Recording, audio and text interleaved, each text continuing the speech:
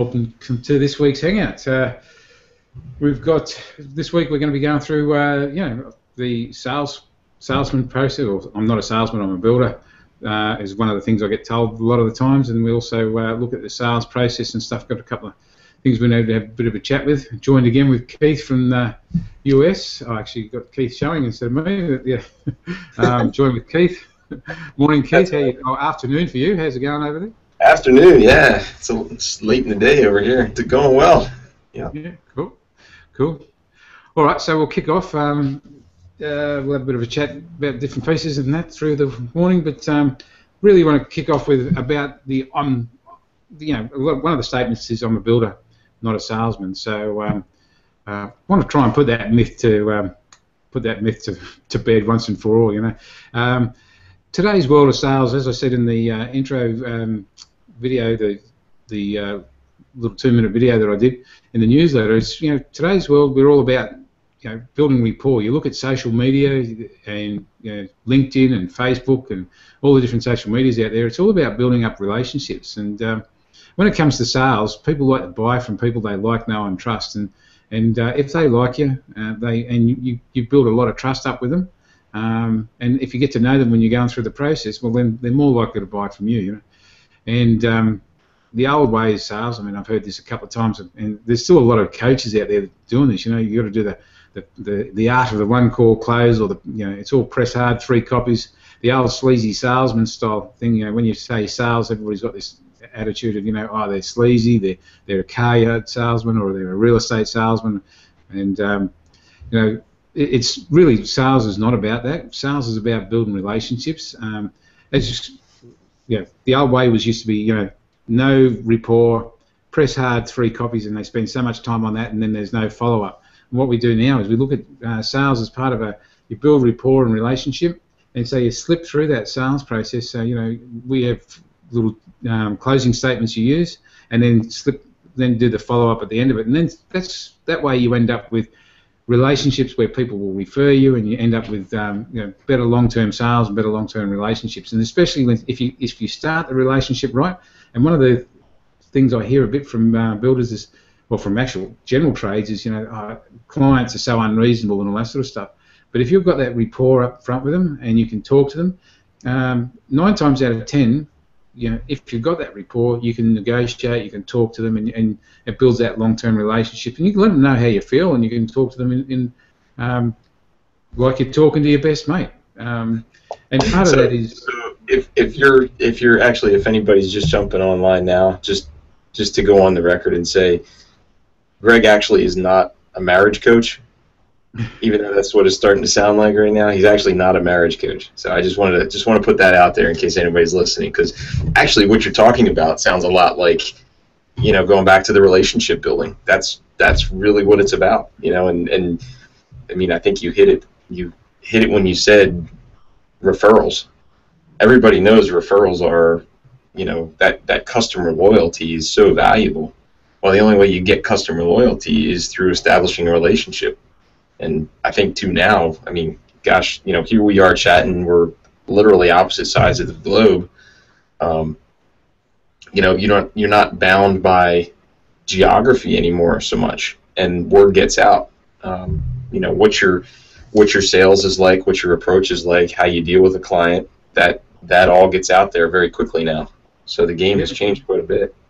Yeah, well, that's exactly right, and we aren't limited by area. I was talking to a person in a workshop a couple of weeks ago, and I think I might have mentioned this in the last hangout. He's getting jobs, like his business is based in Newcastle, but he's getting jobs down in the snowy region. That's like probably 7 hours drive away, and he'd take his crew down there and still make money on doing the building job because of the rapport that he'd built up with the people, with his clients. And he's doing jobs down the south coast and all that sort of stuff. So he's not, he'd ideally love to stay in his geographical area, but because he's been doing 25 years and he's got people that he's built relationships, they're coming back to him and asking him to do jobs for their holiday homes and do that. Will you travel to Bateman's Bay? Will you travel 4 or 5 hours? Will you travel 6 hours? Like I say, snowy, it's probably a good 7 or 8 hours, I would say, from his house, from where he is. And that's because he's built up relationship with people over the years, and he's basically, when we talk about multiple legs of marketing, he says, mate, I get that many referrals from 25 years worth of past customers. I don't need any more legs of marketing, right? And right. So, when you've got a business like that, and he's grown his business quite successfully on that process, and he's got a great team of guys working for him, but it's because he's built that relationship with them at the beginning. And like you said, I'm not a marriage counsellor, but it is a bit like marriage. There's some clients that you don't have that relationship with, and in my opinion, if you don't have that relationship with them, okay, they might be a good client, but they might be a good, profitable job, but will they be a great client? And do you really want to work with them? And that becomes your call. I mean, I've had to work with people I hadn't liked to work with before, thinking, do I really like them? No, but at the end of it, they've sometimes become some of the best clients. They start off a little bit shaky, but over time you build the relationship, and communication's the key. And like I said, some of them end up being your best clients. Right. Sorry, coming back to I'm not a salesperson, I'm a builder. Now, the thing is, sales is really a process. It's something that can be learned. It's a skill and a process. You can actually set up a process where the sales is made easy by following a process, rather than being that, like I was saying before, the press hard 3 copies, the art of the one call close, and pulling all these tricky little things out from everywhere. If you've got a good relationship, you don't need tricky things. You just need to go through a process and make sure that your customer understands, give them a clear path, and just work them through the process. Qualify them, make sure they're the right people, tell them what the next steps are, and as I said, just one step at a time, moving through that sales process. Right. And based on that, I mean, I was looking at an article yesterday in the Sydney Morning Herald, and it's one of those things. You see a lot of people do this. They'll go out and they'll do a quote. So they build up all this rapport at the beginning. They'll go out and they'll do a free quote, which is not something I really attain to. I think you should be getting paid to do your quotes. But let's say you go out and do a free estimate, and then you get put into that quoting system, funnel, like everybody does. A lot of them, like these people were saying in the paper yesterday, they had 5 people come around, they crawled under the house, they went and looked and did all this work and that sort of stuff, sent them back the quote by email, and there was no follow-up. And so, not one of them followed up, but in the end they ended up going with one of the trades. And they were saying about the window person. They came in, and the window person was looking at it from a sales perspective. They actually had a sales process. So what they did was they did the quote, they sent the quote off. 3 days later, the person rang up. They said how'd they go. They asked if they were doing okay. Then these people actually went with another company, and they turned around and they rang back again and said, can we have an opportunity to re-quote and all that sort of stuff. Again, not my ideal process, but it's about having a process, and that's what these people are saying in the paper. It's do builders and contractors really want the work? Because at the end of the day, they're not following up, they're not doing the processes that actually makes that sales process work. And as I mentioned last week I think it was last week, the customer service process, one of the clients in there, he was just surprised at the amount of people that commented, because he turned up, he followed up on the quotes, he thanked them and all that sort of stuff. Mm-hmm. So that just makes the difference. Right. And all it is, like I said, is all about having a process. Right. And I think sometimes too, I mean, I think the struggle for our market in particular, I think a lot of people view it less as a process and more of a lemonade stand. And you've got people walking by, and either they're going to buy or they're not. You make the proposition, and either they're going to walk by or they're going to turn and buy. And if they don't turn and buy right away, then it's just, we lost the sale. Well, they'll be buy again tomorrow. So what are you going to do to establish the relationship the next time they walk by? Yeah.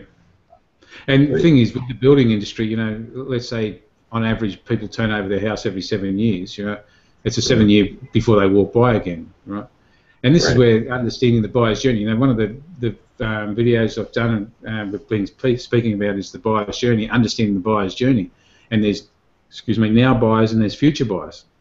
And if you don't understand that, well, then you're letting all this, like the future buyers, you're leaving them, you're letting all that money fall off the table. It's like going to a poker game and just not focusing on the game, and the game is all the people that are on the table, people that are on that buyer's journey.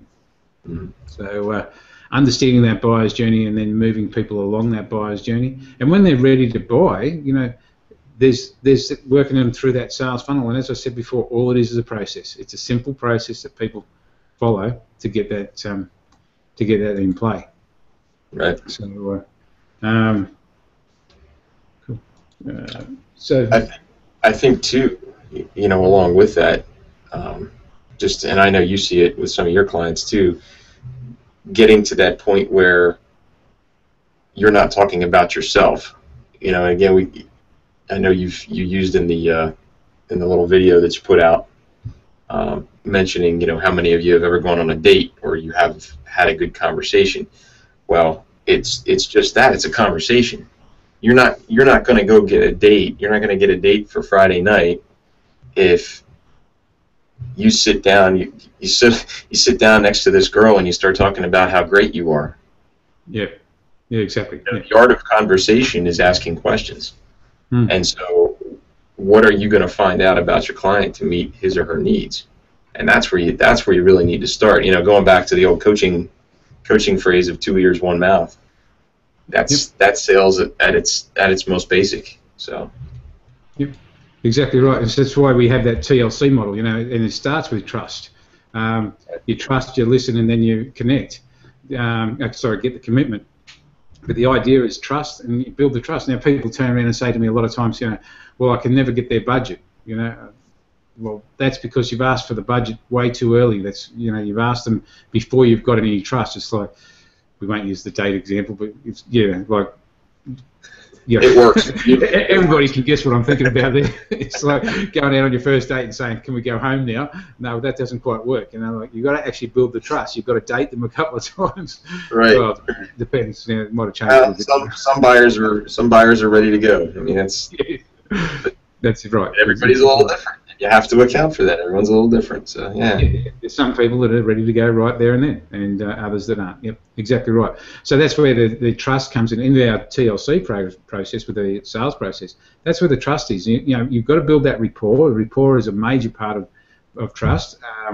Rapport is people have got to like you, and you've got to like them. And if you can have a general conversation with them, and this is where, builders are so good at this. They do get a lot of trust. But they probably ask the questions a little bit too early, or some of the hard-hitting questions a little bit earlier. So you've got to build that trust up first, and then move around. And once you've built that trust up, there's processes. And like you were saying before, what are the questions? It's a questioning process. What are your questions you're going to ask the client as you move them through the funnel, or moving them through the process? And once you get those questions, again, that's where the listening part comes into it. You're listening to what their needs are, understanding their needs, really understanding what their fears, frustrations, wants, and aspirations are, really is what it all boils down to. You're understanding what they want, and the good thing about it, if you're listening, and this is where the part of the listening model comes into it, is replaying back what they want, making sure that they understand that you've heard what they want, and that's part and parcel of the process. Just like I said, building that trust, asking the questions, making sure you listen to them, replaying it back to them, you're actually meeting their needs and that sort of stuff, and then asking for the sale, then asking for the commitment. And in the sales process, people tend to go, okay, are we ready to build today? That may not be the next step. You've got to look at your processes. You're only selling the next step, then the next step, then the next step, and where people try to go, especially in real estate sales and in general domestic sales, people try to go straight for the sale before they've done any of the steps beforehand. That's why that whole press hard 3 copies thing is, they've built no rapport, they've got no trust, they haven't listened to what the client wanted, they've just gone, we do this, we do this, we do this, you should do that, you should buy now because we're the best at what we do. Well, right. No, you haven't really listened to what your customer wanted, you haven't really listened to their needs and that. All right. Well, here's another scenario for you. You have a buyer who walks in, and they're eager to buy. They're They're ready. They've got their plans. They're ready to break ground the end of this week, and it's Wednesday. Mm-hmm.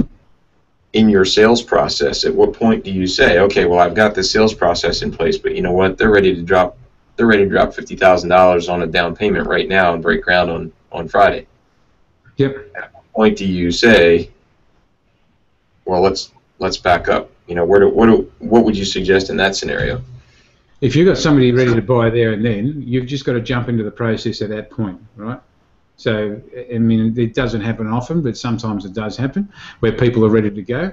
And, I mean, years ago I was told in one of these special sales things that, you know, oh, you've got to always go back to the first step and then move them through. Otherwise, you'll end up with problems if you don't. But the thing is, if you've got a customer that there is ready to buy there right there and then, if you go back to the first step, all you've done is alienated them, kind of belittled them, in my opinion. So if you've got somebody there that's ready to turn dirt, ready to pay a deposit and that sort of stuff, which I know most builders would kill for something like that to happen to them, because that's not what normally happens. It has happened. It does happen. I know I've had a few of those.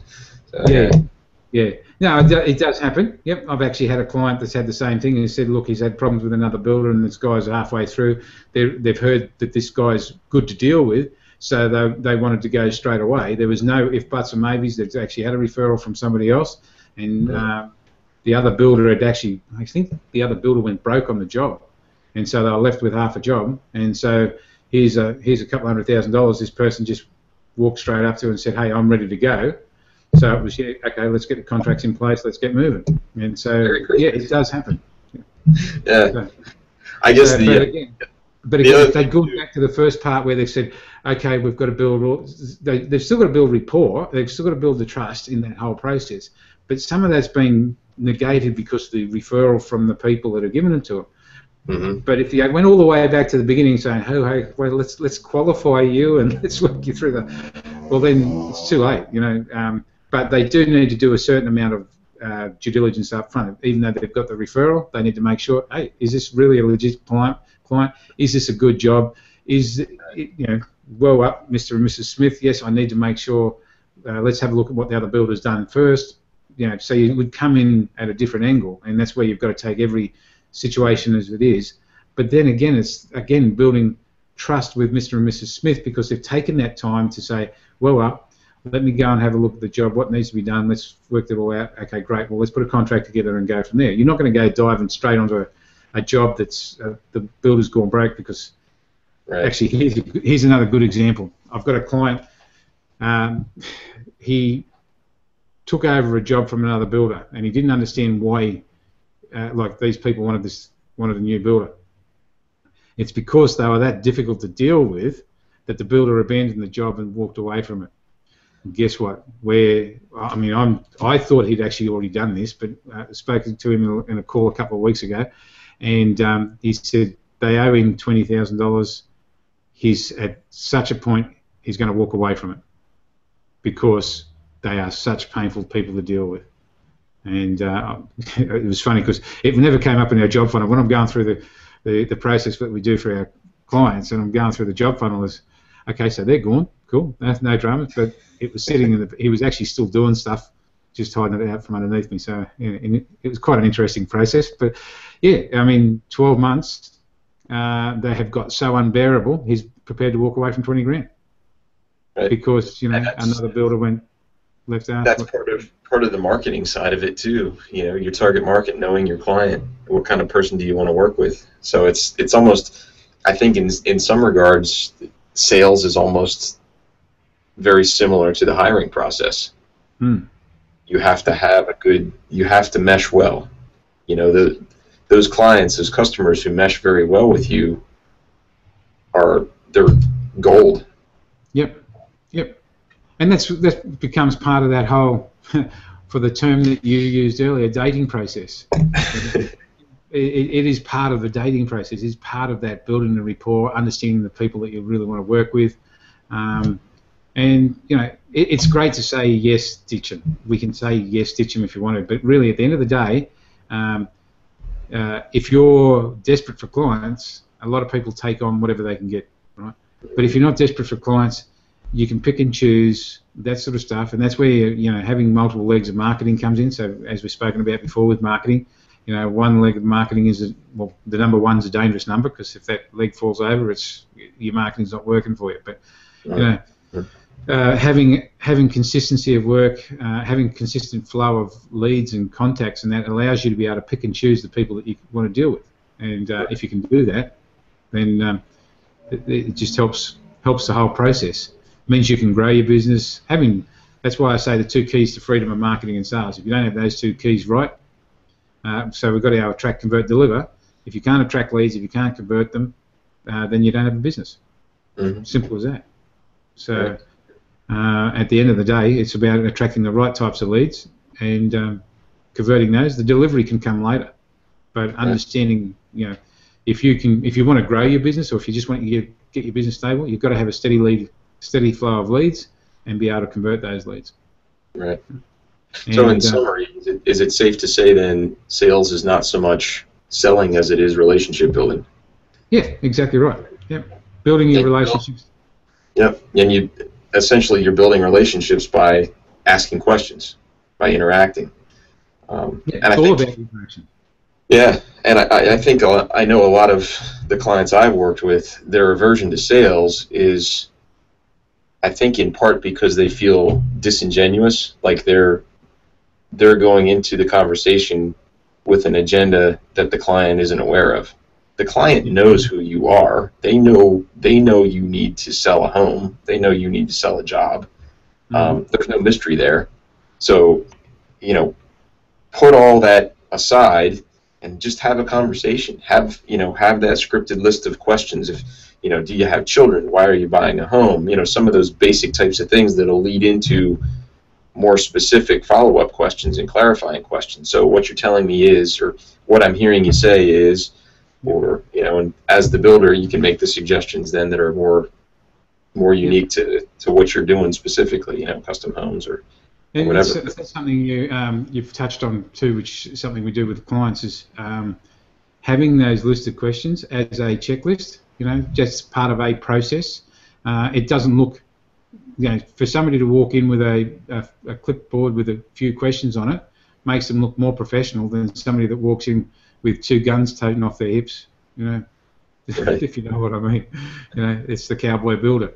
Where if you go in there with some sort of process, some sort of you've got checklists or files or questions or whatever you need to do, it makes you look like more professional. If you go in with a tablet even, like an iPad or something along those lines, where you've got something set up and you're going through and asking the questions or doing you and I have seen the software that you can actually go in and do an estimate there, and it shows the price as they're doing it. If you've got something like that, it even just adds more credibility to the mix. But having that process over and above somebody that comes in, and I've said about this story about the drywall guy that came in without any piece of paper and that sort of stuff, built the wrong wall, and then came back in. I came back in that afternoon, and mate, you've got to pull it down and do it again. It cost him money, not me. But at the end of the day, it was because he didn't have a process in place. And so sales is that process, having that next step, and understanding that like you said, it's a relationship. It is about building that relationship, building that rapport. And if you can build that rapport quickly, and then you've got to, and part of that rapport is adding in this process. I was going to say earlier, asking questions is great, and that's what it's about, building rapport. But be careful of asking. I'll give you an example. Be careful of asking real estate questions. When you go into a house and a real estate agent's showing you through a house, and they go, they state the obvious. This is a toilet, and you go, yep, right, cool. This is a bedroom, or if they're trying to sell their house for you, they go, how many square is the house? And you go, well, I don't know. I'm the owner. You're the real estate. You've been looking at these houses for so many years. You should be able to tell me how big this house is. If you've been in this industry for 10 years, if you can't walk in and tell me that this is a 14 square or an 18 square or a 20 square house, there's something wrong with you. So again, don't ask the obvious questions. Ask questions that are going to get to the pain point. You know, like let's say you're doing an extension, and you turn around and ask them, you know, okay, Mr. and Mrs. Smith, you need to do an extension. Do you mind if I ask why you need to build the extension? What's the extra purpose of this room? And the reason you do this is you're actually looking for their pain point. So if they turn around and say, oh yeah, we just need enough extra room for because we've got 3 kids. Oh, okay, so yeah, so tell me a little bit more about that. So you start to dig down a little bit, and that's starting to build a bit of relationship with them. And so when you come back with a quote, you can then turn around. Well, let's say Mr. and Mrs. Smith, they turn around and say, well, yeah, the 2 girls are fighting and that sort of stuff. So we decide to do the extension because, you know, the 2 girls are fighting and that, and you know they're going to kill each other, right? So here's something you take a little note of that. You go outside when you finish your sales thing, you write that down, and in your quote you talk about the 2 girls. Looking forward to alleviating the pressure of the 2 girls fighting when you get your new extension, because then you're now starting to relate back to their pain point. You've shown that you've listened to them. It's part of the sales process, right? So it's about getting, I mean, that's probably going a little bit too much depth, but if you really can get down to what are their problems, if you really understood what their problem was, then you can address it when you come back with your quote properly. And it's right. And actually, I would say that's not getting too in depth at all. In fact, I think you're hitting, and I've got a client right now who's done that very thing. I don't want to steal their thunder and their questioning and all that, but they have some very unique questions too that they've put into their process. And trust me, if you get this right, I mean, right off the top of my head, I know, what was it, 350, 400,000 when we started about a year ago, and they're up to 1.7 million now. So, you know, and that's in large part the marketing and sales, conversions, knowing the questions to ask, establishing that relationship, and it, you know, it works. So. Yeah, and that's exactly right. I suppose. Yeah, it's really these about that relationship building, and that's what I say all the way along. You know, to take the mystery out of sales. Sales is not there's no mystique to it. It's a process. Everybody loves to buy. Nobody loves to be sold to. So just remember that. You know, when you're talking to your clients, people love to buy. So professionally show them how to buy. Stop trying to be the salesman and, you know, the press hard 3 copies thing straight away. You know, just sell the next step. Show them a part. Like I said before, in the whole process, the process is, you know, do your marketing, show them a path that they're going to follow, so there's some clarity for them to understand what that path is. Once they understand what that path is, then professionally show them how to buy along the way, to move them along that path. And that's why when we say you shouldn't be doing free quotes, it's because we've got a process that says you don't have to do free quotes, right?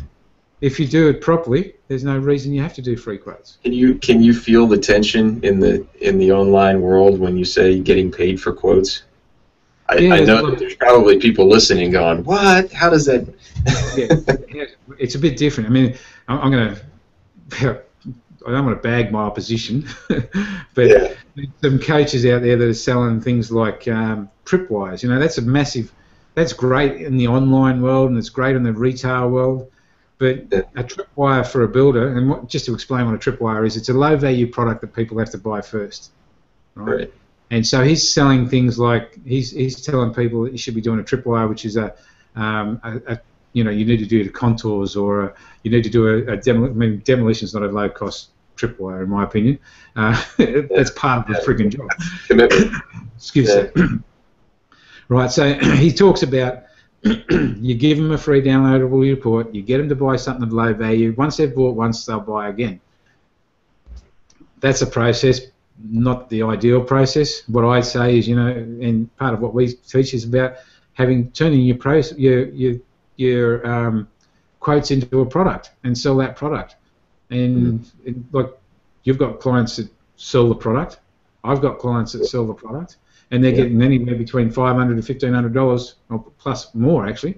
I was actually talking to somebody the other day and he said, oh, yeah, what would you charge for a quote? And I said, well, I've got guys doing $1,500. He said, oh, that's pretty high. And I said, well, it depends on what you think your hourly rate is and, you know, how long does it take you to do a quote? And some of these guys are taking weeks to do quotes. It's like, you know, if it's weeks, you've got to charge more than $1,500. You know? Right. your time's worth more than that. And I just think, yeah, it's okay. It's a bit controversial, but they do it in other industries as well. And it's not what I'm talking about is nothing new. It happens all the time. It's just, unfortunately, what happens is everybody sees what's in the Yellow Pages. They go off, they get their trade certificate or their license. They come and they go, okay, I've got to do some advertising. They flick open the Yellow Pages. Oh, that looks like a good ad. Let's run that, and they get the same results. So, and they do the free quotes like everybody else.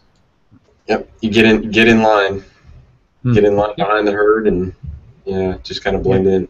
So, yeah, cool. So, well, I know we're just about out of time here, but anything else you want to touch on here before we wrap things up for this week? No, I think mainly just remember that it is about building rapport and relationships. As I said, the more rapport, the idea is to get as much rapport. You should be spending 80% of your time at the front end on rapport, building rapport, not trying to sell anything. Just getting relationship built so that you become their friend. And when you become their friend, then, or when you can communicate, you don't actually have to become their friend. Nobody wants to have 10,000 friends. But what I'm saying is, when you can relate with them and you can get on well with them and they trust you, then you can start asking the hard-hitting questions. And just remember that it's a process, and you set up a process for yourself. Set up your own process that you're comfortable with. Yep. Cool. All right, so we've got no questions this morning, so we might call that a wrap. And if anybody does want to catch up and have a chat, just go to buildersprofits.com/chat. You can have a quick 15-minute chat about your business, no obligation. Just have a chat about where you are with your sales, and if you need any help on that sort of stuff, just go to that link. So that's buildersprofits.com/chat. All right. All right, Keith. We'll call that a wrap. Good deal. Catch up with you later. Have a good one. Yeah, catch you later. Bye. All right, see you. Bye.